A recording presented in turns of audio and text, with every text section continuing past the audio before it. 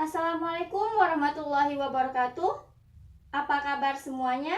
Semoga selalu dalam keadaan sehat dan tetap mematuhi protokol kesehatan ketika melaksanakan aktivitas di luar rumah. Nah, saat ini kita sudah memasuki awal semester genap dan kita masih melaksanakan moda pembelajaran seperti semester ganjil, yaitu dengan pembelajaran jarak jauh. Nah, Ibu harapkan kalian tetap semangat dalam mengikutinya.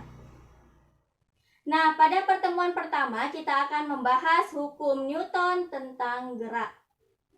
Untuk tujuan pembelajarannya yaitu yang pertama mengidentifikasi penerapan prinsip hukum 1 Newton dalam kehidupan sehari-hari. Yang kedua yaitu mengidentifikasi penerapan prinsip hukum 2 Newton dalam kehidupan sehari-hari. Dan yang ketiga yaitu mengidentifikasi penerapan prinsip hukum 3 Newton dalam kehidupan sehari-hari. Pernahkah kamu mendengar nama Newton? Nah, pasti kamu pernah mendengarnya. Entah itu di buku pelajaran kamu atau di sumber lainnya. Newton atau yang terlahir dengan nama panjang Isaac Newton adalah seorang filsuf matematika dan fisika. Bapak Newton ini telah menemukan beberapa hukum mengenai gerak benda yang dinamakan dengan hukum Newton. Nah, pada video kali ini kita akan membahas tentang 3 hukum Newton dan bagaimana penerapannya dalam kehidupan sehari-hari. Nah, yang pertama kita akan bahas hukum 1 Newton. Hukum 1 Newton berkaitan dengan sifat kelembaman benda. Sifat kelembaman benda atau yang biasa disebut inersia maksudnya adalah setiap benda akan cenderung mempertahankan kedudukannya.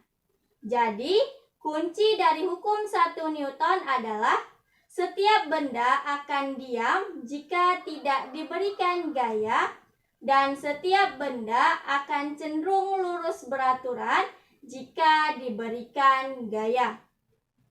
Konsep kelembaman merupakan konsep hukum 1 Newton yang berbunyi jika resultan gaya yang bekerja pada suatu benda bernilai 0, maka benda yang diam akan tetap diam atau V sama dengan 0 dan benda yang bergerak akan tetap bergerak dengan kelajuan tetap atau V sama dengan tetap. Secara matematis dapat kita tuliskan sigma F sama dengan 0. Contohnya, pada saat kita sedang naik bus, tubuh kita ada pada posisi duduk nyaman. Namun tiba-tiba karena ada kucing menyeberang sembarangan, supir bus langsung mengerem mendadak. Maka otomatis tubuh kita pada saat itu akan terdorong ke depan dan berusaha kembali ke posisi semula. Pada contoh ini, tubuh kita mendapatkan gaya dari bus yang melaju. Tubuh kita ketika dalam posisi duduk nyaman di dalam bus berada pada bunyi, setiap benda akan cenderung lurus beraturan jika diberikan gaya. Nah, ketika bus mengerem mendadak, tubuh kita berusaha kembali ke posisi semula, berada pada bunyi hukum 1 Newton yaitu setiap benda akan diam jika tidak diberikan gaya.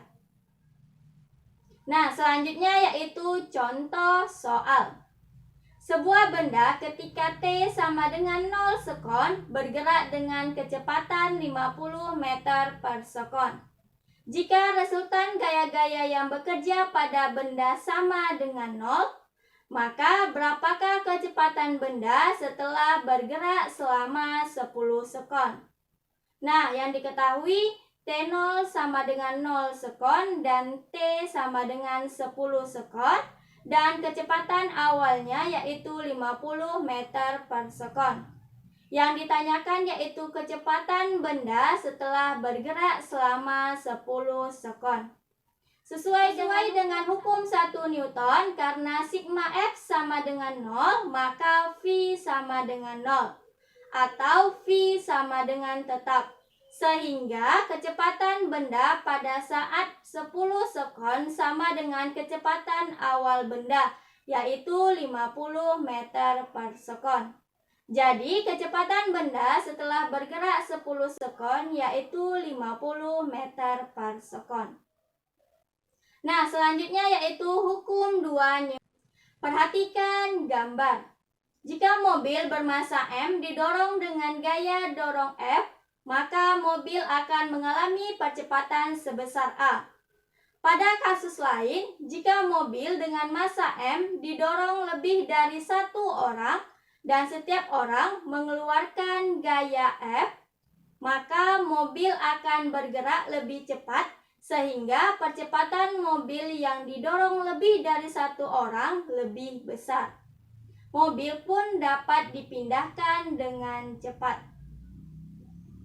Misalnya, mobil didorong dengan gaya 3 kali semula atau 3F, maka percepatan mobil akan meningkat menjadi 3 kali semula. Jadi dapat disimpulkan bahwa percepatan mobil sebanding dengan gaya. Di sisi lain, jika massa mobil bertambah besar menjadi 2M, sedangkan gaya dorongnya F, maka percepatannya menjadi 0,5A. Hal ini dikarenakan massa mobil berbanding terbalik dengan percepatan mobil. Nah, penjelasan tersebut sesuai dengan hukum 2 Newton yang berbunyi percepatan sebuah benda berbanding lurus dengan gaya total yang bekerja padanya dan berbanding terbalik dengan massanya. Arah percepatan searah dengan gaya total yang diberikan.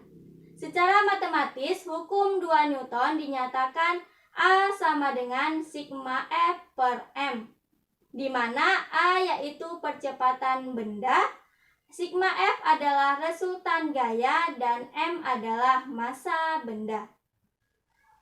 Contoh dari hukum 2 Newton adalah, misalnya kamu punya sebuah mobil mainan.